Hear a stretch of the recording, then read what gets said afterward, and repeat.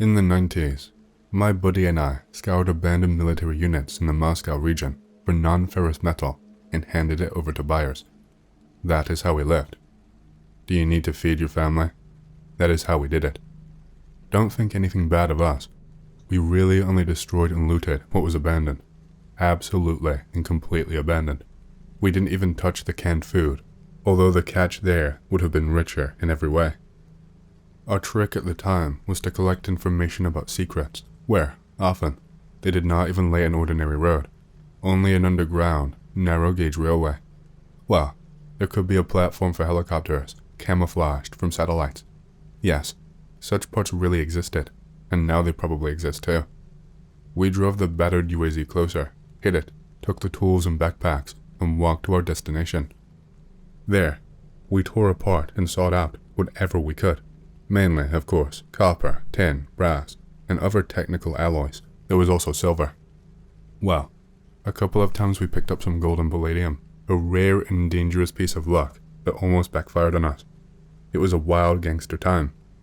However, that is a different story. So here it is. Mushroom pickers led us to this part. Characteristic signs, an antenna tower, a tricky thorn for step voltage, that's all. Various mushroom pickers, fishermen, and others have made suggestions before, and we were not in debt. Mushroom pickers, foresters, hunters, they leaked information about the secret places to us, and we always shared from sales. Even if it was a small penny, they did not forget anyone. So, they always remembered about us, and took us to our places. Well, those who did not risk climbing over the thorn themselves, or, on the contrary, have already been burned by such attempts, and understood that not everything is so simple. Well, that means we drove up, checked the map, drove the vehicle deeper into the forest, and forced it with branches, and the rut was also cleared, just in case. We arrived quickly. The forest turned out to be quite large, but not a thicket, and the distance is small, about half a kilometer somewhere. Fine. Moreover, the weather was good. The Indian summer that year turned out to be even better than the present one. The thorn, of course, was de-energized, but just in case, we checked with special probes before approaching and cutting the passage. They behaved quietly, you never know, and very correctly, as it soon became clear. In such parts, the main volumes, of course, are always earth, but we tried to not look down. Below there was usually a tunnel and adjacent service premises. All this was either blown up or preserved before the liquidation. They could have been mined, probably by those who were especially curious. I did not want to find out. Hangars and barracks we passed through. Everything turned out to be untouched. Even the aluminum utensils in the dining room were still there. Aluminum, of course, was quoted significantly cheaper than copper, but these spoons and forks alone, in commercial quantities, paid for our raid. However, we were still more interested in external control rooms and equipment rooms, transformer booths, and garages. Therefore, we did not fill our backpacks, but moved on. Later, while reviewing the flights, Vovan and I were very surprised why we did not feel that something was wrong. We were very experienced and treaded very carefully, as were the mushroom pickers who passed this information on to us, but it was as if someone had enchanted us. On the one hand, of course, everything looked as it should. Some of the power was off, the doors were wide open, the glass was broken here and there, the paths were starting to be overgrown with grass. On the other hand, the dishes in the dining room were like new. The ladles on the hooks were swaying slightly. There, of course, there were drafts. But if there are drafts, where do the smells come from? It smelled like something edible, like dried meat. Vovan sensed it too, and we just joked about it, instead of getting excited and leaving quickly. Again, the floor is clean, all the tables and benches are clean, arranged correctly. A fool understands. If some of it was abandoned at least a couple of weeks ago, everything should already be covered in dust and stains. And if it was abandoned quite recently, why are the paths overgrown? Why are there so many broken windows? Inconsistency. And yet, there was no campaigning. That is completely. No posters, no panels, no busts of Lenin, not even flagpoles on the parade ground. Such parts, secrets, they, of course, were masked from eyes from space. No one mowed the lawns here. There were always large trees on the territory, usually pine trees. All the architecture was made for a pioneer camp or for a forestry. Even the antenna tower looks like a lightning rod and has some kind of weather vane. But all these "Glory to the CPSU" or "Motherland is the USSR" and other similar expressions were definitely present. Or a mosaic, or lined with bricks in the wall, or at least paint on the concrete. And here there is nothing. Should this have alerted us? It definitely should. But for some reason, we did not pay attention then. In general, we passed through the outer zone and came to the block with the fellings. There, accordingly, is the second forn, the substation, everything. And where the substation is, there are transformers and copper. They were never removed from the abandoned parts. Only people like us could gut them. But in this case, everything was untouched, strictly zero. And this means 100 weight of copper at the very least. At those prices, for this copper alone, we would have received about $50 for two. Well, in those days, 50 greens was the annual salary of a public sector employee. Draw conclusions, as they say. And then Voven says that he forgot the flashlight in the dining room. I take mine out, but it hardly lights up. The battery is dead. It looks like it is expired. These were then often sold under the guise of new ones, and digging around in a transformer booth without a flashlight is extremely inconvenient, even if it's a sunny day outside and you remove all the doors and flaps. We did not want to go back, but we decided to go back anyway. Most likely, this decision saved our lives. At first, Voven wanted to run away himself, but we had a principle, not to be separated while working. Just a principle, a child of bitter experience. We didn't feel any anxiety, to be honest. It's sunny, the birds are singing, the grasshoppers are jumping in the grass. We returned to the dining room. We went up to the second floor, where Voven forgot his flashlight. The flashlight lay there, on the table by the door to the pantry. Voven took it, checked it, it works fine. Everything is in order. He put it in his pocket and went to the window. I later asked him, why did he suddenly decide to look out the window? He could not answer anything intelligibly. It seemed that the window was not closed, and we could not see anything interesting through it. The glass in that window was completely missing. Even the fragments hardly stuck out. One way or another, Voven put his flashlight in his pocket, went up to this window, and looked out of it. He even opened his mouth. He was probably going to say something, or spit in it, but he froze, with his mouth open. Well, of course, I also came up and looked out that window. There, under the window, there was a garbage dump. There were garbage containers, shiny, which meant that they were titanium. Sometimes, you come across them in secret parts. I was happy. Cutting titanium is difficult, but it was worth the effort. Titanium was bought more expensive than aluminum, and there were hundreds of kilograms of it. Just as I was about to slap Voven on the shoulder and say something joyful about this, I noticed something else. Firstly, there were bones in the containers, a lot of them, almost filled to the top, completely fresh, with dark red scraps of meat, flies circling over them. It's already dark in the abandoned part, and then I take a closer look. I see the ribs there, the characteristic chest, and the skull. Human skull. And the bones are human too, completely fresh. I did not even have the time to get scared, because I was scared of someone else. Something that both Voven and I still dream about in nightmares. A man with no eyes and no hands stood near the containers, thin, with a bare torso. Or maybe he was all naked. The containers covered his bottom half. His arms were missing up to his shoulders. His stumps were covered in scars and scabs. His eye sockets were black with dried blood and sitting on his shoulders. I don't even know who, and I don't want to know, not one bit. At first, I thought it was a monkey, a small chimpanzee, who for some reason was dressed in a tunic and riding breeches. But it was not a monkey. It was someone else, more human-like. Only instead of legs, he also grew arms, short and very powerful. And this creature had no fur. It sat on the blind man's shoulders, with its legs and arms grasping his neck, holding it tightly, very tightly. He sat and dug into what was poured into the containers. He took the bones out of there, sucked and gnawed them, and then he threw them to the ground, eating leftovers, so to speak. No, It was not a person, not a child, not a disabled person, and definitely not a monkey. It dug into the tank, periodically squeezing the eyeless man's neck with its hind hands even more tightly, so that he leaned further towards the tank with scraps. He obediently bent down, grunting with satisfaction. The creature pulled bones out of the tank, gnawed them, then threw them. Vervin and I watched him, spellbound. I saw it take a handkerchief from its jacket pocket and wipe the sweat from its forehead with it.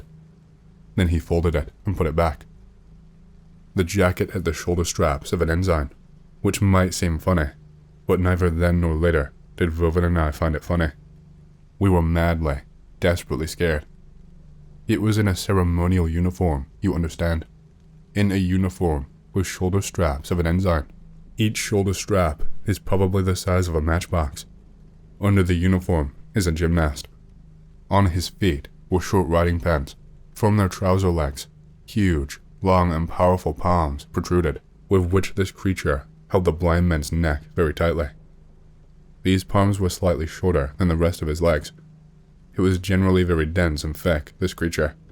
A large round head, a tight scruff, folds of fat rolling under the jacket, and a toothy mouth, up to the ears, like Pinocchio's. In fact, we did not see his face, if he even had a face. We looked at him from above, and a little from the side. I remember the scruff of the neck, a small pink ear, and the edge of a lipless mouth reaching almost to his ear. When I opened it, large yellow teeth were visible, like those of a horse or a donkey. There was, well, only about 20 meters between us. Then Vervin and I compared who saw what. Everything came together. Nothing has gone wrong for us. We remember the same thing. And then something squeaked or creaked nearby. The creature became alert, threw a bone, and began either listening or sniffing. Vervin wanted to step away from the window, but I crouched down and pulled him down. He understood, bent down, and we very quietly, on our hands and knees, rolled away from the window a little. We stood up, also quietly, trying not to make any noise and even to breathe less slowly, and we moved towards the exit. Well, we already rushed towards our passage with all of our might. We rushed like crazy, not making out the road, like crazy hares. We reached the UAZ, Vervin started it, and accelerated all the way to the highway. They only let us go there, well, when we saw other people, cars and all that stuff. In the evening we got drunk on vodka, and we were somehow able to discuss what we had seen. Of course, it was stupid to run away the way we were. It was noisy, and you could stumble, pull your leg, or even break it. Moreover, we ran through the forest, almost without slowing down, and we had weapons with us. Well, like weapons. 10 caliber military rocket launchers. They were sold freely back then. Of course, this is not a pistol, but if you hit a person from a few meters with one of these, he will die, and it will be a painful and scary death. Only that creature, it was not a person, although it wore a uniform, and neither I nor Vervin, when we were staring at it, even remembered any rocket launchers. That's right, of course. I very much doubt that if something happened, the rocket launchers would have helped us, and a machine gun probably would not have helped. I think if we had not noticed that creature in time, and hadn't escaped from there, it would have made us like the armless blind man that it rode. What then? Almost nothing. However, it depends on how you look at it. When Vervin and I met the two who led us to that part, they were very surprised. They were surprised and scared. Well, we already had a separate legend prepared for that case. We say that we never got there. Like, we got ready, but then the car broke down. Then Vervin pulled his leg, then something else. And we, like all such looters and miners, are superstitious people.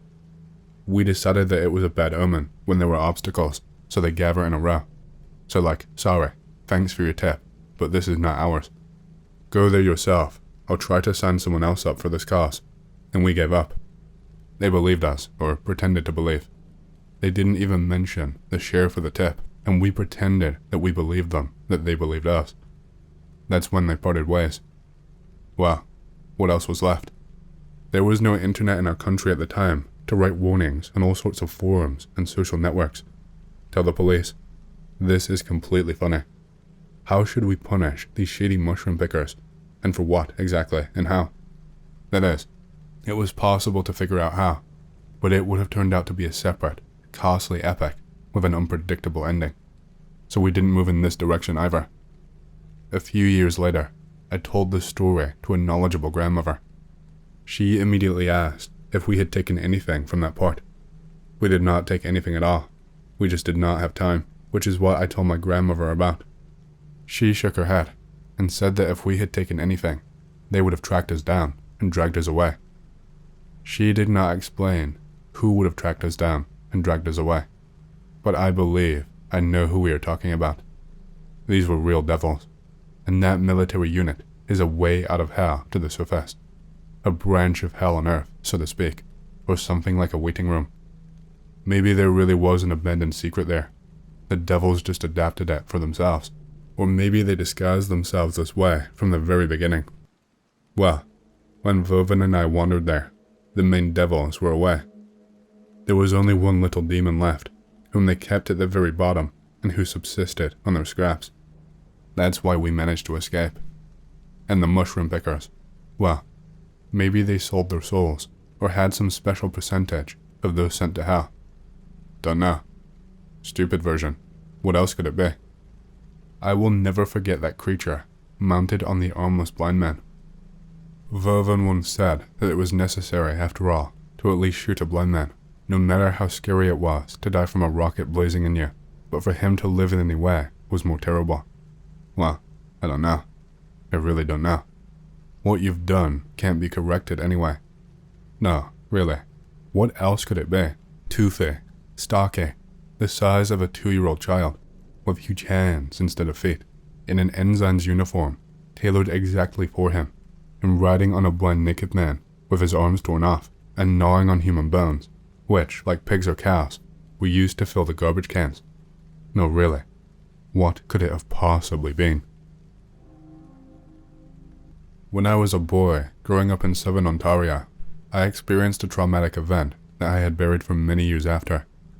It was the only thing in my life you could even call the slightest bit paranormal. Some people on this site claim they've been having paranormal incidents their entire life, but my life has been a little different. I have no explanation for the story, and can't truly answer the question of, do you believe in the paranormal, in a genuine way, because even I don't know that about myself.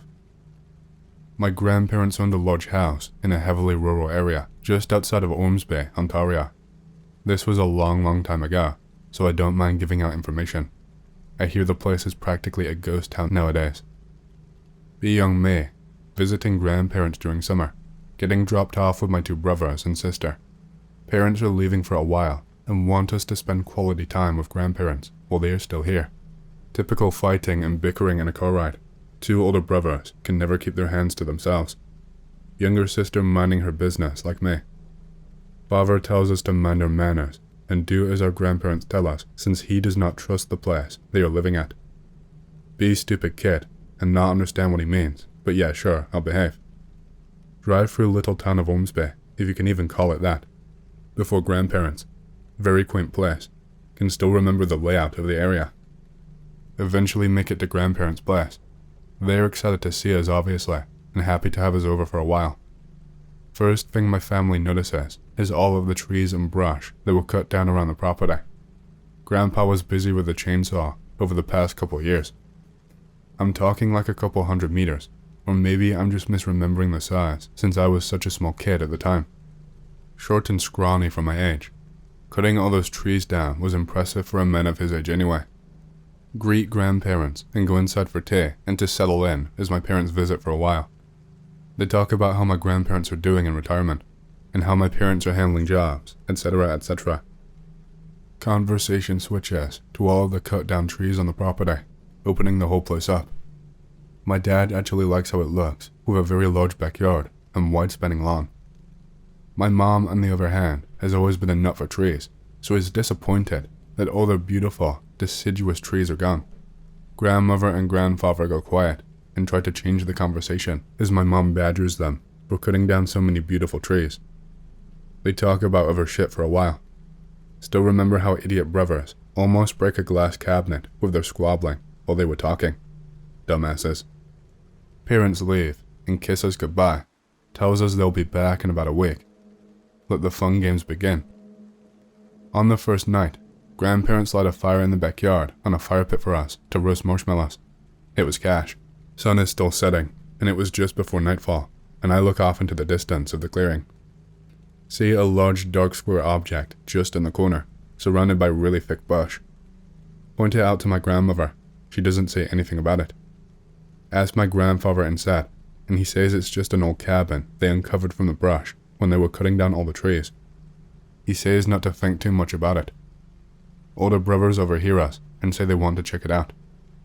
Grandfather shouts a little bit, but quickly catches himself, saying it's getting too dark to go exploring and that they should just stay by the fire. Older brothers reluctantly say yes. Later on at night, getting tucked into bed by grandfather and asking what's in the old cabin in the corner of the clearing. Grandfather says he's never been inside it. Tells me he and grandmother did not even know about it before they cleared all the brush and trees around it. Find that hard to believe, but my grandparents aren't the exploring type, and they don't like going on walks, so it stands to reason that they have not explored all of the property. They've only had the place for a few years anyway, and the first time I was there was the first year they moved in. Fall asleep. Next day, hanging out with grandmother outside. Older brothers are hitting rocks with sticks or some shit, because that's all we had to do back then. They talk about the cabin in the corner of the clearing, and ask my grandmother if they can go near it. Grandmother tells them not to. Stupid older brother say it's fine now, because it is daylight and not dangerous. She still tells them it is still unsafe, because of how old and rotted the cabin is. It might have rusty nails or broken planks that could hurt them. Older brother argues with her more. She stands up and scolds him for disobeying her and arguing with her. We're all a little bit taken aback because she is not usually like this. She walks inside, and we decide we won't ask to go inside the cabin. Later that night, in bed reading a book and talking with sister, hear what sounds like a fox scream outside. We think it's cool and listen for a bit. Sounds kind of low pitch for a fox, but we think nothing of it. Kind of like this, but more low pitch. Make up spooky story of a giant killer fox to scare my sister to sleep. Eventually end up falling asleep. Wake up in the middle of the night to the fox noise again. Sounds much further away this time. Sister is still asleep. Go back to sleep, but it takes a while. Have trouble dozing off. Next morning, siblings and I playing frisbee outside. Game quickly devolves into cheating and dick moves. Oldest brother throws frisbee close to cabin. Without thinking, run and grab it to throw it back. We keep playing outside for hours. Later in the day at dinner, grandfather tells us he saw us get close to the cabin. We defend ourselves, saying we did not even go inside. He tells us not to even go near it now, new rules. Older brother's a little pissed, but we were told to do as our grandparents say. A couple of days go by. Late one night, having trouble sleeping again. Not normal for me at all. Only started happening at grandparents' house. Hear raised voices from downstairs. Siblings asleep. Walk to stairs and hear my grandparents talking about something. Grandfather says something about it getting closer, and grandmother says it shouldn't be with the tree line so far out now. No idea what they are talking about. Grandfather says something like, see it by the cabin. Decide that whatever they are talking about is way too spooky for me. Try my best to go back to bed. Next day, my brothers decide they want to go into the cabin. Little sister tells them it's a bad idea and they should not disobey our grandparents. I am still spooked about the conversation last night, but I just end up being a huge pussy and don't say anything. Older brothers decide they are going, and that is that. Little sister says she will go too, to stop them from doing anything stupid. I end up getting dragged into it as well. Wait for grandparents to leave for groceries. They tell my older brothers to watch us younger kids and make sure that we don't get into any trouble. They leave for a bit, and we decide that now is the time to go into the cabin. We are walking up and cracking jokes about the cabin and how spooky it is. It's just around dusk, but we stupid kids don't think about how fast the sun goes down. Once we're in the cabin, we make a game of who is going to touch it first. Second oldest brother decides that he has the balls. Walks up to the cabin, slowly, and knocks on it once, then jumps away really quickly. Nothing happens. Come to the logical conclusion that our grandparents were bullshitting us. Walk up to the cabin door and slowly open it. Dark inside, but we march in anyway. There was some broken wooden furniture and tools scattered around the walls. A single, rotting shelf stood against the wall that we were facing. Turned around the hall and saw a big window, almost completely obscured by brush and leaves. Walk up the rickety stairs to the second floor of the cabin to check it out. Thin hallway with a few doors. Some were so rotted you could see the holes through it. There was a hole in the floor that you could see the first floor through. Look into all the shitty rooms and all, and joke about how bad it smells. Make it to the end of the hall and find a steep as hell staircase. Have to help little sister up since they were so hard to walk up. In the attic of the cabin, place is like a maze. Random walls up and about with junk and old boards lying everywhere. Make our way to the end of the attic where it is a little more open. We are all standing around and playing with the junk. We are all stumbling and laughing about since it's starting to get a little darker now. Sun is going down. Can still see everything clearly. Notice sister standing still with a glassy-eyed expression on her face. She is looking off to the side of the attic with no movement. Older brothers notice too, and they ask her why she's being so weird. Look to where she is looking at what appears to be a closet in the attic. Just a frame with no door. Can barely see what's inside. Then we all focus and see it. A young woman in a pale blue dress, torn at the knees. Except there was something very seriously wrong with her. After a few moments of silence, the thing in the closet took a few silent steps towards us out of the closet. The footsteps made no noise at all. We could now see the thing clearly. It was in the shape of a young woman, but it was a rotting, disease-ridden, moldy body. It had long, greasy brown hair, covering part of its face. The dress was torn and fades with dirt smears all over it. Its legs looks like it had all the flesh chewed off of its calves. They were unbelievably skinny. The arms had more meat on them, but they looked even more rotted. Shriveled like a pink grape, with holes and mold spots all over them. There was something wrong with the chest and torso as well. Looked almost concave, like it had caved in on itself. Its face had no eyeballs, or pure black eyes that looked like empty eye sockets. A really long pointed nose for some reason. Could have been the skin shriveling up and falling off downwards. A slack jaw that hung low. It looked like it had something in its mouth. After focusing my eyes, I could see that there were rows and rows of human teeth. We watched this thing look at us for a few minutes. Could have been a few seconds, but they felt like hours. It moved so slowly and silently, taking a long time to turn its head to look at each of us individually. At this point, I literally pissed myself. I think my sister had done the same. The thing started to make a sound like it was breathing in, but the noise was restrained and raspy, very low. Then it let out a screech that burst our eardrums. It was the same scream and mistook for a low-pitched fox call. Our older brothers grabbed us and shoved us to the stairs.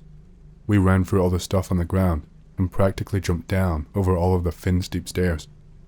Our older brothers were much bigger than us, and they almost carried us through the hallway.